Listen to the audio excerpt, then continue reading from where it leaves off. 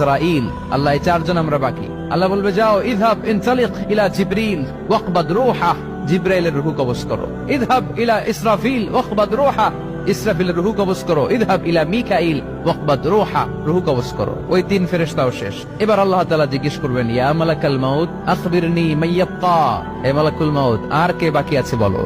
মালাকুল মাউত বলবে আল্লাহ আপনার কথা মতো মানুষগুলো শেষ, জিনগুলো শেষ, ইবলিস শেষ, আমার বাকি তিন ভাই ইসরাফিল মিকাইল জিবরাইলও শেষ, শুধু আমি, শুধু আমি। আল্লাহ বলবেন কেউ নাই? মালাকুল মাউত বলবে না আল্লাহ কেউ নাই। এবার আল্লাহ তাআলা বলবেন মালাকুল মাউত তুমি তো সবাই রে মারছো, এবার তুমি মরো, এবার তুমি মরো, তুমি মরো। শোনার সাথে সাথে মালাকুল মাউতের কাঁপুনি ছুটে যাবে, খিঁচুনি এসে যাবে ভয়ে।